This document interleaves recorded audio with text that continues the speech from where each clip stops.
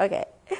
I had no resources. I was an immigrant student on an F1 visa. I had no immigration, no permanent immigration status at the time. I was insecure towards the end of it. I was freaking out of my mind. Shit, now I have to go back. What if I don't get a job here? What if I don't get, permanent residence or green card? I'm going to be done. I had to contact CFI, be like, can I just have backup plan for asylum application in case some shit goes down the drain? That did not stop me from coming out. That did not stop me from speaking out. That did not stop me from doing the art stuff that I do to bring all of these issues to light. What is your excuse? What is the excuse of people who are living here? I understand not everybody has, people will be like, oh, you're so privileged, hashtag. No, this is not privilege. I understand that I don't have a family that's willing to kill me because I am hey, religion sucks. I understand some people come from crazy families, but you're also in a society where help is one phone call away. It really, really is.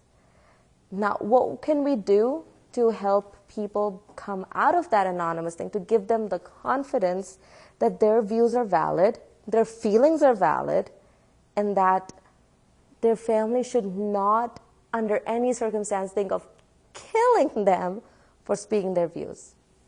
Again, by creating communities like that, by doing outreach programs, by empowering those women, because it's mostly girls who would not step out. If a Muslim boy's father sees him smoking outside, he's just going to be like, let's go inside, you're done. Holy shit, if a girl does that, all hell would break loose. He's going to have a broken arm. He's going to go and beat the shit out of her. Or ship her to wherever the family comes from and get her married off. You should read the book called Shame. It was written by one of the activists in London, UK, and she was a victim of child marriage. We're going to vacation on India. This is happening a lot in the UK. And 9th, 10th grade, and these girls just drop out, disappear, and they're married off into a village in India, whatever, and then eventually their husbands get immigration, they come here, and then they're stuck in shitty situations.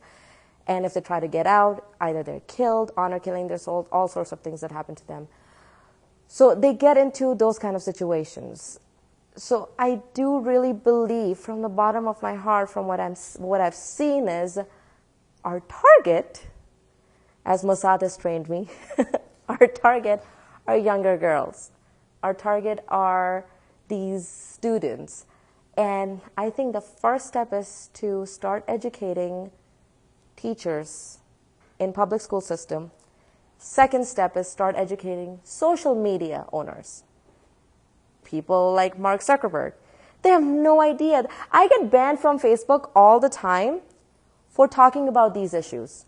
The last time I was banned for 30 days, I think I have a Facebook employee on my friend list because a 30-day ban somehow gets reversed after 24 hours.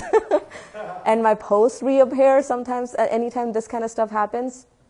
So we have those things. So I think we need to have an organized alliance where we go advocate for these girls in public education system and explain to the teachers, this is what happens when you leave these religions, and we need to empower these girls. And create a delegation that can go to Twitter, Facebook, all of these head offices, Google head offices, and Palo Alto. Let's go and give a presentation to them, be like, your outsourced nonsense reporting system needs to stop doing this. There are secret Facebook groups right now that list all the ex-Muslims or all the anti-religious people, and they mass report these people to Facebook, and Facebook takes it down because they have some automation system. They master what? They mass report certain people in their posts. What's mass report? Mass reporting is when a whole bunch of Facebook users go and report one thing. So so Facebook logs it and automatically takes the thing off. Unless you go appeal the decision, and then a human has to look at it, and that human may or may not be outsourced, right? Not all Facebook humans are sitting in California. So yes, Yes, so and ISIS and all of these like ridiculous pages and Facebook groups are running, right? So that's what we need to do. We need to create these alliances, and we need to find resources within our community. Just like I said, I know that there's one mole in my Facebook who is a Facebook employee who is on our side. So let's build alliances with these people. Let's reach out. Let's create some sort of an organized system where we can help these women be empowered, younger, older, whatever their age, but let's target the younger ones first. And let's help social media engineers identify these social issues, because if Russia can manipulate US elections, do not underestimate people who are religious in countries like Pakistan. So yeah, that's the end of my talk, and that's the entirety of it. Actually, I do have a question. Thank you. Did this problem with Yeah. Facebook only start within the last 2 or 3 years? Oh yeah, so Linda, right? Yeah. Yeah, Linda's question is, did this problem with Facebook start recently, 2 to 3 years? Ago? It is recent because the ex-Muslim movement is recent. Oh, okay. Yes, so the movement online did not exist for a very long time. It started existing recently. It started off on Twitter, actually, because Twitter is not as regulated or as hardcore as Facebook. And then it started transitioning to Facebook when Facebook pages basically came about. And that's when a lot of these problems started, when people started speaking out more and more. So I was wondering, could you guys not make up your own hub and not have to rely on Facebook or any established... Reach. We don't want an echo chamber. There's Pathios and there's other places like that, but the reach is an issue. Yeah. What's the significance of the issue of outsourcing? Like you said, Facebook outsources some of this. Why is that an issue? Okay, so a lot of these outsourced stations are based in South Asian countries or third world countries where they may land in a lot of religious people's hands. We don't know what Facebook guidelines are for their employees or their outsourcing places. But the only thing we do know is that when you really go, insist on appealing to Facebook, eventually lands into somebody's computer in California. But in that time, a lot of posts have been removed, people have been banned, things like that happen all the time. So that's a problem we need to address. Same thing with YouTube. Big problem with YouTube too. Okay. And when you talk about forming alliances, what exactly do you mean? Yeah. So what do I mean by forming alliances is that making networks where, for example, all of us are here. We're all professional people or retired people or have some sort of specialized skill. Maybe we can create a database within our organizations where we can list what people's skills are, what their specialization is, what their former occupation was, and then based on that, we can make smaller groups. We can exchange databases with different organizations. For example, before coming up here, I was talking to this gentleman over there, and you were a professor of molecular biology, right? And that's a great resource for a lot of kids who are interested in science, but don't know where to go because their parents are flat earth creationists, right? So creating little hubs like that, little databases of like what resources we have, because that's what religious organizations do. Super organized religious communities like the one that I belong to, that's what they do. They mix and match. They're like professionalism and volunteerism and volunteering your professionalism. That's the motto. Why can't we do this, right? So when I talk about building alliances, if we know somebody who is on our side and who is linked to Google, who is linked to Twitter, who is linked somewhere else, who is in politics, who is an MP, who is a representative, if we take them in and voice our concerns, it's more likely we'll get stuff done a lot faster than going through the manual system that may or may not reach their target place. Yes, please. Yes, you were talking about the story at the beginning of your talk about the auntie that woke you up and chastised you. What was your parents' reaction to that? And could they react to the situation, or what did they do? Okay, so the question, I'm sorry, what's your name again? Richard. Richard. Richard's question was that the story that I told in the beginning of my talk, what was my parents' reaction to that? My parents weren't home. Right? So, I mean, they came. No, I didn't. I never spoke to them about it. I never did because I just didn't. I actually don't know why I didn't. I never did. So they didn't know. This is actually the first time I'm telling the story in public. Yeah. I'm going to come back to you. There's okay. There's just two more people behind you. Yeah. No, Go ahead. You were 12. That's why you didn't tell your parents, because it wouldn't occur to you. I wasn't. She was 12 years old, but she was also abused. In that. That's abusive behavior. That is abusive behavior, yeah. But I was also an asshole kid. You know what you see now? Like, this is not something that's new. I've always been rebellious. So it did not occur to me because I was just like, you know, I just like in my head, I'm like, what the hell is your problem? And I just like brushed it. Honestly, I think that maybe you don't come from an abusive family. But that incident, I agree. And you were abused. Yes. When you are not familiar and as being a child. Yeah. And you were in a sheltered, non-abusive, loving family. Yeah. And you were abused. And when you're shocked like that as a child, it silences you. You don't know that you're to talk to somebody else about that. And I think Yeah. we look at all other types of children that have been abused in this manner or other manners that don't say anything. And they get abused and they get abused and they get abused. And then it just As escalates. you get older, you realize that this was, in retrospect, that this was you were being abused. Yeah. But at the time, so, I mean, we've all of us Yeah. been in through something like this. Yeah. This kind of abuse. That's why you probably didn't say anything. I think at that time I didn't even realize that this was something to talk against because that was the society. So it was normalized because one of the things I had to skip because of time was, I don't know how many sociologists are here, but if you have ever studied Goffman's asylums, so he talks about total institutions, right? So even though a study was about asylums and hospital and like totalitarian institutions like that, I do think that a religious society or strict society is a total institution in itself.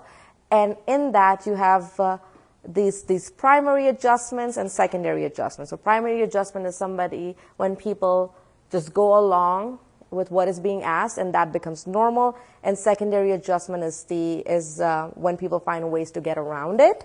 Right, so that creates the underlife or the underworld known to us as society, like this is the underworld, like this is what's normal in society. And then, for example, ex-Muslim movement is an underworld, underlife movement in Islamic communities, in Muslim societies, because they're going around those strict laws, right? But that would be an example of primary adjustment in my head that did not even stick out until much later when I realized that feminism begins at a very, very young age and that how empowered my entire lifestyle was and my childhood was, except for that one incident and similar incidents. So that was just one of the examples. Not all the incidents resulted in like somebody shaking me, but there were a lot of psychological markers. There were a lot of suggestions from society about how a girl should behave, how a woman should behave, versus how, for example, in my water sports activities, so guys could just like play whatever and have fun. When girls were involved in water activities, we were told, wear 2 shirts underneath your shirt so that your nipples don't stick out. And you're talking about like young girls under the age of like 15. Don't wear white shirts because it's going to show your body through. Like there was like a whole like system that was sent home that tomorrow we're going to have water sports for playing and whatever. And this is the thing you should give your parents about what to dress. Only girls were given that. That was, and some of those activities were part of the Girl Scout system. But like Girl Scout and Boy Scouts, we all had our activities around the same time. But we were given instruction lists as to what to wear when there were water sports. Right? If I'm wearing T-shirts, my mom would make sure that she would always buy long-ass T-shirts, like this long, so that my butt's covered. Right. So yes. So a lot of those things were normalized in my mind, just like any other kid at that time. And it was only later when I came here and I realized. And just one more thing, really quickly. When my parents came here for the first time 2 years ago, this was the first time they had ever traveled out of Pakistan. My mom was like, "Nobody looks at you here. This is so great."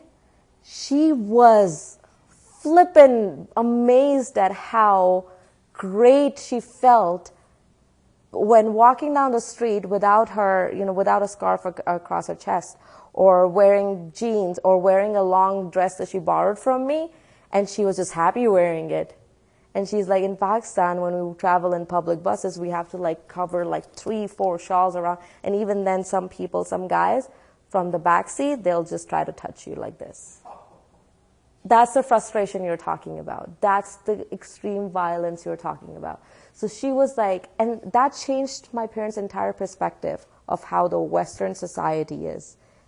And even my religious mother, she was like, this is what heaven looks like. The nature is great, but also the way the safety is here for women, and the way she felt free for the first time ever.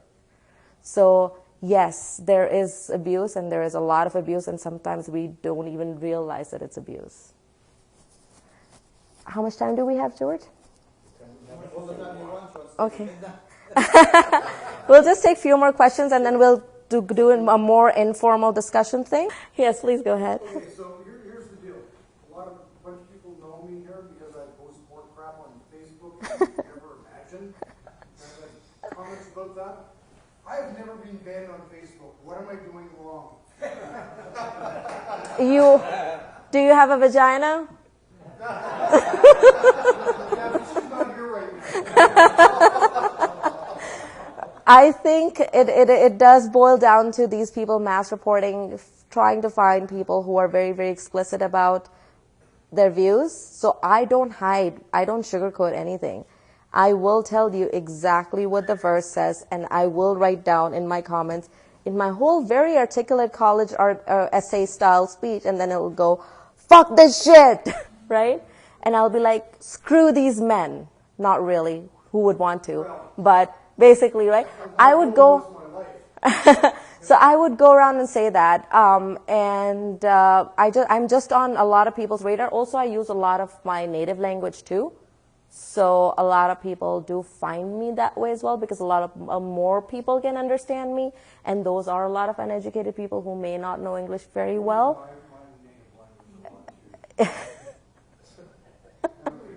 Yeah, so I use the language a lot of Muslims can understand very easily, especially in places like Pakistan. So if I'm talking something in Urdu and I'm being very explicit about it, and it's actually talking about the religious political topic in Urdu that landed me on the fatwa list of one of the mosques in Pakistan, and that's a story. If you're interested, I can tell you about it. But yeah, the more the more reach you have and into these assholes, and I go to like all of these like pages, and I'll go comment when these people are being ridiculous, and I'll try to educate them. Hitchens style, I love Carl Sagan to death. He is amazing. I would have all of his quotes tattooed on my body, but I don't articulate like him. I'm more of a Hitchens girl, so I would talk more like that, and I would be like, this is the way it is, and this is the way I'm going to tell the story, and that's that. I think Ali is this linked to it? Okay. What you're saying, because I think you can explain that. One of the times when Alishba was banned, first of all, she has a following she has a lot of Pakistani followers who just follow her just because, I don't know, they're masochistic, just religious Pakistani followers. Keeping tabs, I don't know. But one of the things that she did was there was a sort of a YouTube star, an actress named Tambil Baloch in Pakistan, who would basically just come out, explore her sexuality on video in a way that she would just dance, or she'd wear clothing that was revealing stuff that people over here do normally. But over there it was a huge statement. And she would do this on YouTube, and it used to really, really get a lot of the men over there really mad. So what happened was last year. Was it last year? A couple of years ago, she was murdered in an honor. 2 years ago, yeah. She was bringing shame to the family. Even though her parents weren't on board, her dad was with her. It was her brother who was goaded by the local religious friends he had to go and kill his sister because his sister was a prostitute. Right. So once that happened, there was someone put up the news item from the Pakistani paper, right? There was you know how they put up those images that this is the news, this is what happened, and there were all of these comments on it, and thousands of comments. In fact, the majority of comments were from men who said that she deserved it. Like, this is what you're saying. Shame to our religion, shame to our culture, shame to our country. Alishba essentially shared their comments. And she said, look at these men and what they're saying, right? Because they were defending the guy who killed his sister. And justifying, and they were saying that obviously it was going to happen to her because this is what would happen to any woman who does that, which means they were willing to do it. And there were comments from women like that too. Yeah, and she was basically, she used her trademark colorful language to say it, and these people just sort of mass reported her, and Facebook banned her. Luckily, the ban was lifted in a couple of days because they realized that everybody started a campaign and said this. So this is the kind of thing that gets people banned, because they have an algorithm where if enough people want to support it, they'll ban. Yeah, I've been banned for criticizing Catholics.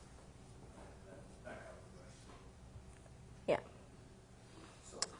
So I'll take 2 more questions, and then afterwards we can break into smaller groups and just do an informal discussion, I guess. Yeah.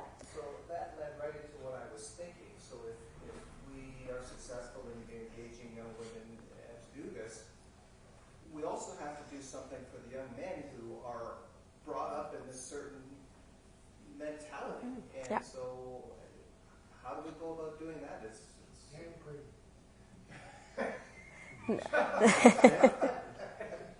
doesn't need to be repeated. No, but that's what I started with. That we do need to educate young men. We do need to identify what's happening at a very early age. We need to talk to teachers. We need to talk to people who have the authority to intervene.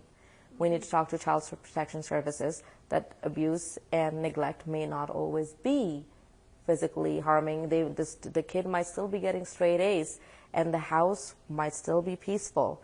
But what is the kid being taught at home? What is their idea about gender? What is their idea about sexuality?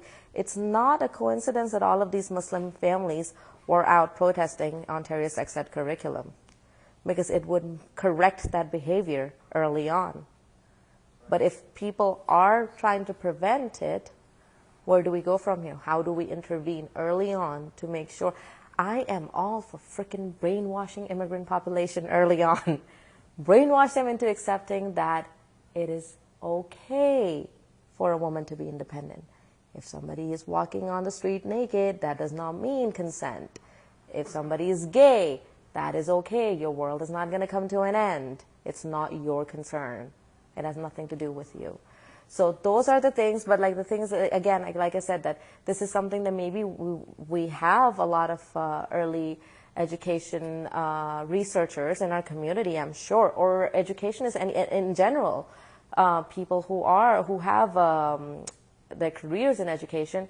Maybe we can sit down and we can figure out how we can approach these organizations, government institutions, nonprofit institutions, and identify these markers, tell them that this is a problem. If we don't fix this now, 20 years down the street, this guy is going to kill his sister. How do we prevent that? Prevention is better than cure. This is something the UK did not pay attention to, and look what's happening in the entire London region and that whole area right now, grooming, sexually assaulting young girls. Although some of them are immigrants, but a lot of the kids who grew up in Muslim families or Indian families, and because in the UK they were ghettoized, right? So they did not integrate well, and this happened way back, like 40, 50 years ago. And unlike North America, where people came here, South Asians came here, they were integrated right away. Over there was a huge racist problem. So that ghettoization of communities ended up in what we see there now. I went to London a few years ago. I had all of these like amazing dreams about London when I was reading Harry Potter as a kid. And I was like, God, I don't want to move here. I almost moved there because I was like, I had this romanticized idea. But then every person, like all these stories, they were like back home. So how to prevent that is early intervention. And I do think, like, I'm with you when I say that, yes, boys need to be educated because that's where most of the violence is coming from. But who is it against? Girls. Are they reporting? Are they saying anything? Do they even know? Going back to the thing, did I even know that was happening to me? Did I even know that this is something that you should not say to a 12-year-old? Right? So when we are empowering girls to report or to talk about it, we will be able to identify, because the boy doesn't know he's doing something wrong. But if we tell the girls that if something like this happens to you, come talk to us, maybe we can intervene and we can figure it out. I'm not an expert in this particular field, but I'm sure we have experts in our community and we can bring them together. And by community, I mean overall, from here all the way to Australia, all the humanist atheist organizations. I know we have professionals. We just need to get them more organized and get shit done. And I'm going to take last formal question, and then we'll break for informal, if that's okay with you. Okay. Please go ahead. Oh, you have to leave. Could I? And then I'll take your comment. Okay, please go ahead. I'm a little bit older than you. I remember back in the 70s when women in Iran were wearing miniskirts, wearing bathing suits, very liberated under the Shah. The revolution came, Ayatollah Khomeini took over, and things got reversed. Now we see it coming back a little again. Women in Iran Yes. are still seeking more power, Yeah. more liberation. Yeah. Iraq was one of the most liberated countries in the Middle East before we decided to destroy it. So my question is, in the long term, I think women are going to become more sexually more empowered, more responsible. Yeah. Men are going to learn how to behave properly, probably in countries like Iran. Lebanon was a fairly enlightened country in the 50s and 60s. Yeah. How long before that spreads to Pakistan? I think Pakistan is in one of the relatively better situations, because in Pakistan, I could still wear this and be okay, right? I'm not saying that I can wear this and walk on the streets anywhere. No, that's not it. But it's not against the law, and this is not entirely socially unacceptable. In Islamabad. In Pakistan, Karachi. I grew up in Karachi. Okay. Lahore, because I have friends there even right now, and there are fashion shows. There is like open communities. So these pockets, the only question is, how do we take these pockets and spread them to general population instead of just this is what the elites do, right? So, like I said, sexual empowerment is directly proportional to how enlightened somebody's mind is, how educated the person is, how civilized the person is overall. So the general middle class attributes, for example, what I'm wearing to a characterless woman who has no shame. She's probably way too educated for her own good. Her parents should have sent her abroad, right? So that's the idea. So it's not that this doesn't exist. It exists. It's just it's like osmosis. We need to just push it more towards that side, the middle class. And I think that Pakistan has a higher potential for absorbing change instead of countries like Saudi Arabia, which like you have to work from ground up. Like there's no law against women driving in Pakistan, right? There's no law against women riding bikes in Pakistan. Women don't do that because of the way men look at them and the way men would follow them and they would try to rape them. It's true. It's true. It's actually true. I was 13 years old when somebody spanked me in the middle of the market while we were Ramadan shopping. Like the guy just like, I was holding my mom's hand and he just like went like this, and like my mom like turned around and, you know, went ape shit on him. I was 13.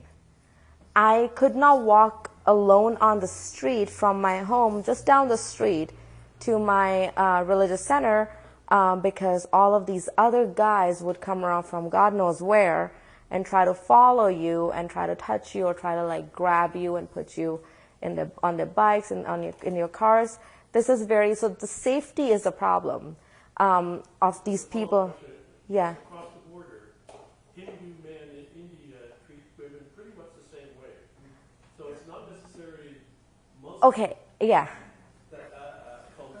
Okay, so here's the difference between India and Pakistan. India is a lot more progressive than Pakistan when it comes to these things. Women overall, not by much, but definitely are more protected in India. A woman in India can wear a skirt and go on the bus. And you can't do that in Pakistan. Not because, what's that? For the most part, they're okay. I have friends that they're okay. I'm not saying that, you know, that we all know that violent rape case that happened in India, that got everybody like, you know, we need to change this stuff. I'm not saying that sexual violence does not exist in India. Of course it does. It's a huge problem, but it's not as much of a problem as it's in Pakistan. Yeah.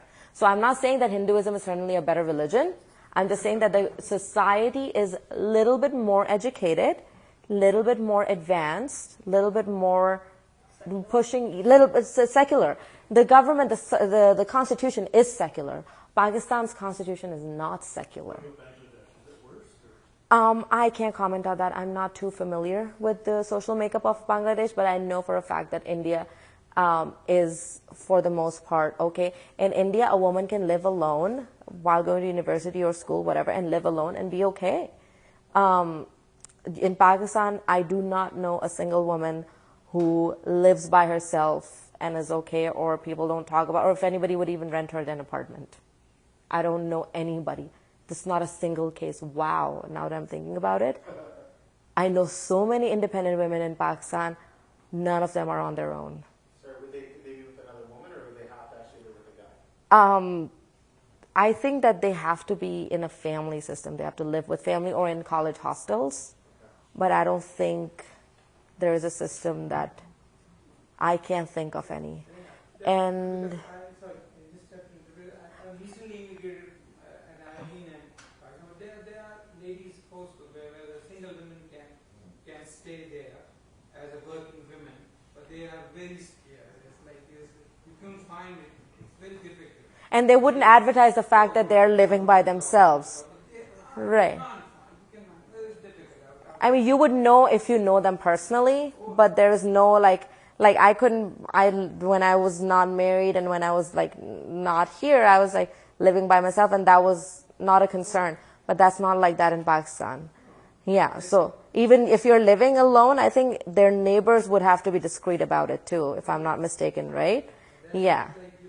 There are places where working women yeah. Oh, I mean, like, there are places, like, I used to go out with my friends and drink. But that doesn't mean that I drink, I could get alcohol legally in Pakistan. Yeah, like I said, underworld, underlife does exist. But safety and if it's acceptable, no. I'm going to take one last public comment, and then we will disperse for in-group, short, smaller discussion. I just want to say that this attitude is not it's not just with the hyper-religious. It's everyday life. Yeah. Language is sexualized. Everything is sexualized, thanks to Hollywood. I mean, everything in the world, you know, we sell cars with sex, we sell clothes with sex, we sell food with sex. That's the way life is here. It's got, and as for, it comes from religion, sure, but even people who don't have religion, I wasn't raised by religious parents, but it's still there because people who are not educated don't know where it comes from. Okay. They don't Yeah. know that it's coming from religion. They know it's there. They don't know why it's there. And as for being protected by child protective, what do you call them? The services, yeah. They can't even support parents who need help. Never mind that stuff. They can't even support everyday. I mean, I don't know whether you heard this, but like 2 weeks ago, foster children were taken away from foster parents because they refused to say that there was an Easter bunny. Did you all hear that? Yeah. They refused to tell their children there was an Easter bunny, so they took them away from their foster parents. Oh my God. Now you tell me. Yeah. Okay, so I just want. Support?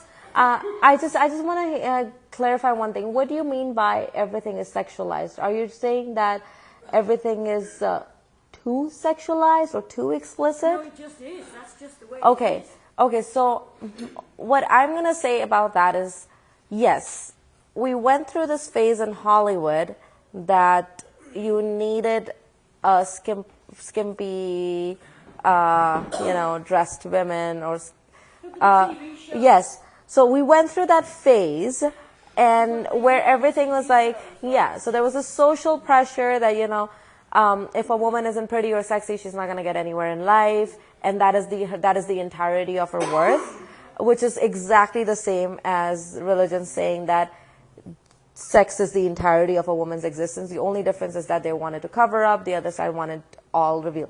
However, we very quickly came out of that. It did not last very long, and right now we're in a very good recovery phase. So as a photographer, as a retoucher, I know that the way I retouch photos is industry standard, and it has nothing to do with making skin poreless. It has nothing to do with hiding your freckles. In fact, like, we enhance freckles because this just looks crazy beautiful. Like, it looks more artistic. So I know that industry standards have changed being in the industry.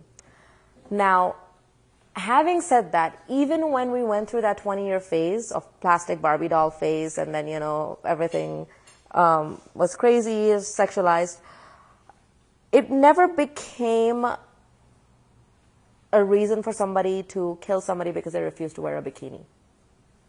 That's where the difference lies. Women die for refusing to dress modestly, but they don't die for refusing that, hey, I'm just going to wear this and I'm not going to necessarily go ahead around. Women die because they starve themselves to death. Sure. Anorexia is Yeah, but sure. Those problems. Yeah, like I said, we had those problems, and we are coming out of those problems because that's actually not industry standard for. But for runways right now, that's not the standard. Ogilvy and Mather, the beginning of the Ford Mustang convertible, they're moving this car, and how are you going to sell it? And they sell it to the older men, so the only ones that can afford the money, and they make it a sexualized. And that was way before. That's like. right. So this is something that Yes. So but for right now, I'm telling you from the industry perspective, right now, that is not happening because that's bad PR for the company. So companies, because we made it socially unacceptable, and religion wasn't there to defend the behavior, so the change was quick. It'll circle around There will always be something. The point is that there wasn't a factor like religion preventing it from being criticized, and we didn't have to see 2,000 years of it for it to be changed. We saw 20 years of it, and we were like, this needs to be changed, and it changed, right? Even runway models I work with, industries are not concerned, the industry in general is not concerned with so much of your size as they're concerned with your height, because they need taller people, even men, women, taller people to walk the runway, because for presentation reasons, it just makes sense. They photograph differently the way catalogs are. So they're just concerned about mostly height. but not necessarily so much about what the scale says. What's your waist size? Because they're making clothes for everybody. Freaking Nike is making, hijabs, sport hijabs, right? So I think, like the size is least of concern for the industry. And this just proves my point that when we don't have religion to justify bullshit behavior, we can get out of that bullshit behavior a lot faster. And the reason we were stuck with all of these things, the Virgin Mary concept still being revered all the way to now, slut shaming all the way now, is because religion was there to protect those ideas. And if we want to kill those ideas, we have to kill religion first. And let's disperse.